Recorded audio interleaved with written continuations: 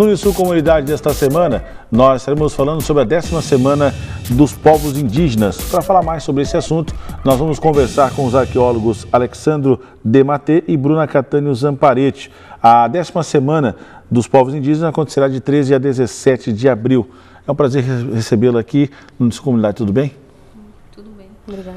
O Alexandre já é sócio do programa, já falamos sobre alguns assuntos importantes, vamos também tocar para relembrar o que foi discutido ano passado sobre a questão de gerenciamento costeiro. Prazer recebê-lo aqui também. O prazer é nosso, Eduardo, obrigado pelo espaço. A gente está divulgando mais um evento do Grupo EP Arqueologia, né, aqui dentro da universidade. O Grupo EP já é sócio aqui do programa, mas é uma semana muito interessante, que é a 10ª Semana dos Povos Indígenas. Como é que vai funcionar essa semana de intensas atividades aqui no Unisul? Bom, essa é a 10ª, né?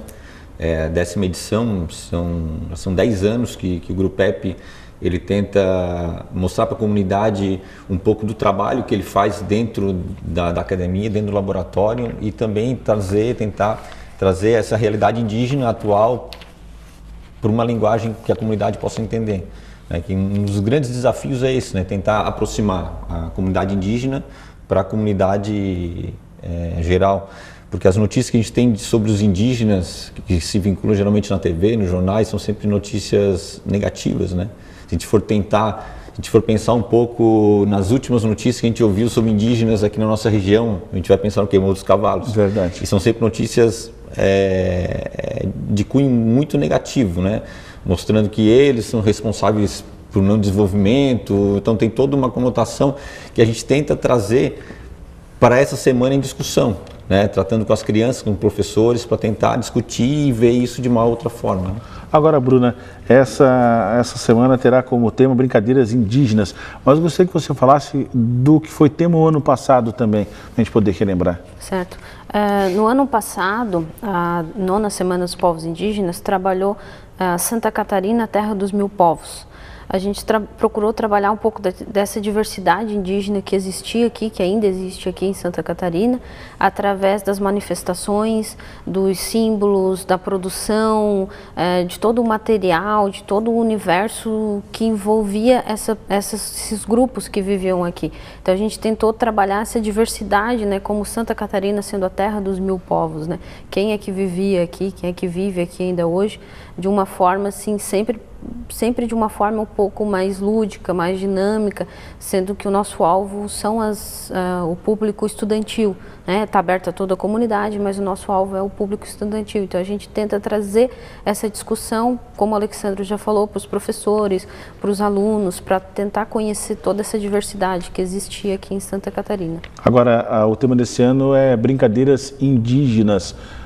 Qual será o mote dessas atividades que vocês vão desenvolver de 13 a 17 de abril?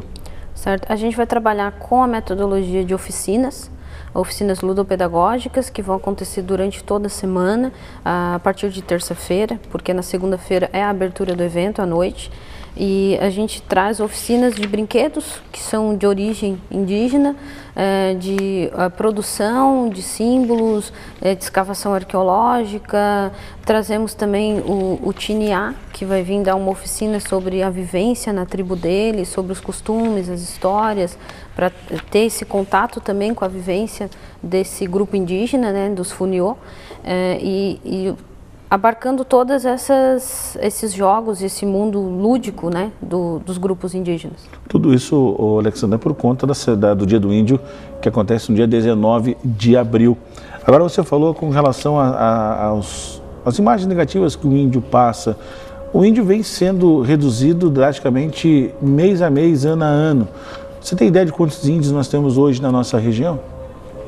Bom, nós temos... Ou você ainda tem, né? Não, tem. Em Santa Catarina temos poucas reservas indígenas. Tem alguns grupos de Xoclém, na região do Planalto. Tem os Guaranis, né, naquela região ali da Palhoça, né, Morro dos Cavalos. Tem os Guaranis em Maruí também. E alguns grupos Xoclens também no oeste catarinense. Mas são poucos redutos, né? São poucas reservas indígenas existentes em Santa Catarina.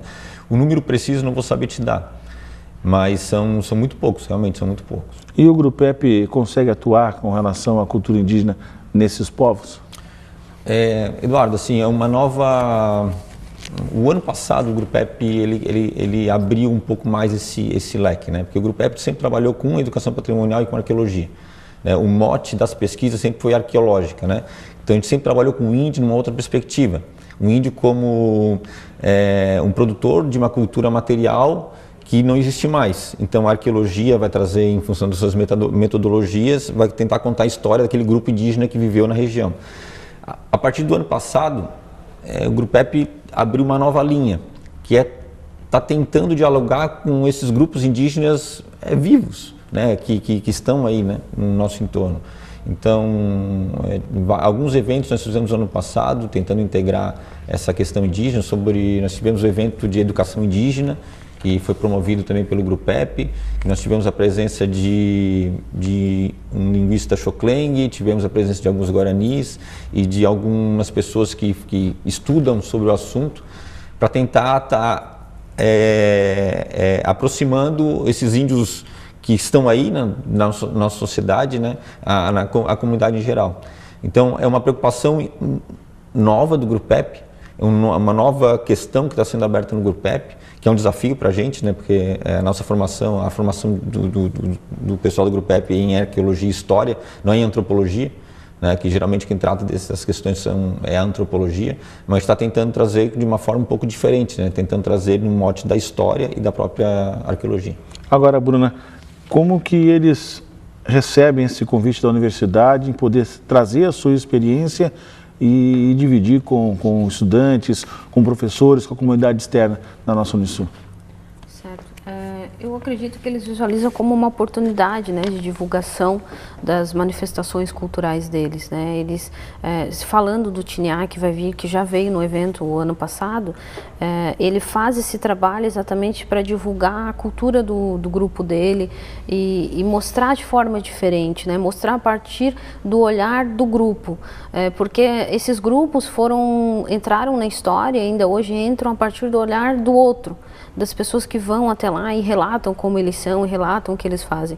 E agora eles tentam se mostrar para as pessoas através da vivência deles, do convívio.